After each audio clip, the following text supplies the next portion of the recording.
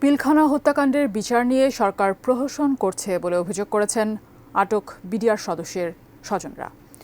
সুষ্ঠু তদন্ত করে এই ঘটনায় দোষীদের দৃষ্টান্তমূলক বিচার দাবি করছেন তারা। বিক্ষুব্ধ স্বজনরা এই দাবিতে সকালে শহীদ মিনার থেকে পদযাত্রা করে শাহবাগ মোড়ে এসে অবরোধ কর্মসূচি পালন করেন।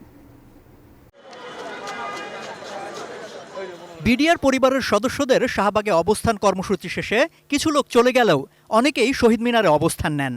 বৃহস্পতিবার সন্ধ্যার পর নতুন কর্মসূচি ঘোষণা করা হবে বলে তাদের মুখপাত্র হিসেবে কথা বলতে আসেন বৈষম্যবিরোধী ছাত্র আন্দোলনের সমন্বয়ক মাহিন সরকার। এ সময় তিনি বলেন, বিডিআর সদস্যদের দুদিনের অবস্থান কর্মসূচির পরও আশানুরূপ কোনো পদক্ষেপ নেয়নি সরকার। চূড়ান্ত সিদ্ধান্ত না আসা পর্যন্ত কর্মসূচি চলবে। স্বাস্থ্যকর অল টাইম ফ্যামিলি কেক, সব সময় অল টাইম হেলদি লাইফ। সরকারের উপরে অন্য কোনো মহলের চাপ আছে কিনা এটি তাদের আচরণে আস্তে আস্তে কিন্তু স্পষ্ট হয়ে উঠছে। শুনানির যে সময়সীমা দেওয়া হয়েছে সেটি অনেক বেশি দীর্ঘ। স্বাভাবিক বিচার প্রক্রিয়া বাধাগ্রস্ত করার কোনো অপচেষ্টা কিনা এ বিষয়ে আমরা সন্দেহ পোষণ করি। এ সময় আন্দোলনকারীদের পক্ষে 3 দিনের নতুন কর্মসূচি ঘোষণা করেন তিনি।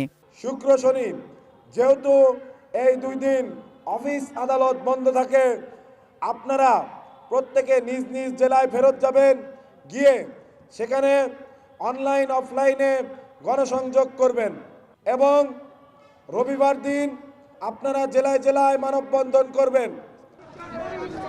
এর আগে 3 দফা দাবিতে বৃহস্পতিবার সকালে কেন্দ্রীয় শহীদ মিনারে অবস্থান কর্মসূচি পালন করেন পিলখানা হত্যাকাণ্ডের পর চাকরিচ্যুত বিডিআর সদস্য ও কারাবন্দীদের স্বজনরা। কারাবন্দী বিডিআর সদস্যদের মুক্তি ও চাকরিচ্যুতদের পুনর্বাসনের দাবি জানানোর পাশাপাশি বিচার নিয়ে সরকার প্রহসন করছে বলে অভিযোগ করেন তারা।